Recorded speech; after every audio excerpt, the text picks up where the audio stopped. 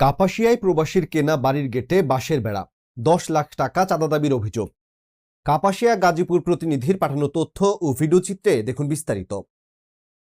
গাজীপুরের কাপাসিয়ায় সিঙ্গাপুর প্রবাসীর সদ্য কেনা বাড়ির প্রবেশপথে বাঁশের বেড়া দিয়ে অবরুদ্ধ করে 10 লাখ টাকা চাঁদা দাবির অভিযোগ উঠেছে স্থানীয় 3 ব্যক্তির বিরুদ্ধে।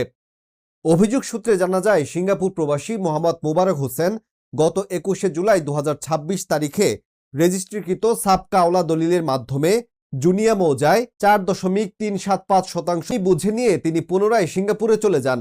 অভিযোগে আরো বলা হয়, গত 2 আগস্ট স্থানীয় সাফা কাজী, সাখাওয়াত কাজী ও মনির কাজী বাড়ির প্রবেশপথের গেটে বাঁশের বেড়া দিয়ে যাতায়াতে বাধা সৃষ্টি করেন।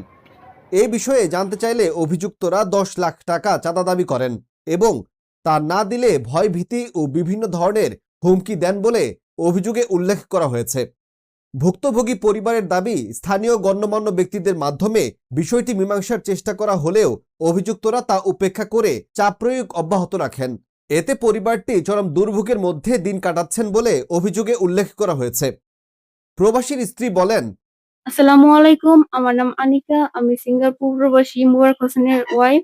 আমার হাজবেন্ড গত 28 জুন দেশে আসার পরে বাড়ি সহ একটি জমি ক্রয় করার পরে এর 2 থেকে 3 দিন পরে তারপর আমার হাজবেন্ড 28 জুলাই সিঙ্গাপুর ব্যাক করে। এরপরে তারা আরো বেশি উত্ত্যক্ত করা শুরু করে, আমাদের কাছে 10 লাখ টাকা চাঁদা চাইতেছে।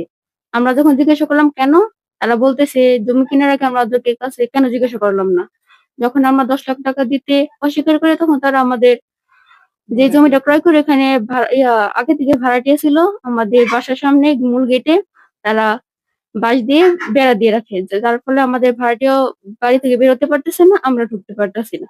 10 বছর যাবত এই বাসায় ভাড়াটিয়া হিসেবে থাকি, কিন্তু নতুন কইরা যখন অন্য মালিক যখন ক্রয় করছে এই বাসাটা, তখন থেকে আমার বাসার সামনে বেড়া দিয়ে রাখছে, আমাকে উত্ত্যক্ত করতেছে, মানে হুমকি দিতেছে বাসা ছাইড়া দেওয়ার লেগে, না চাইলে আমার অসুবিধা হইব।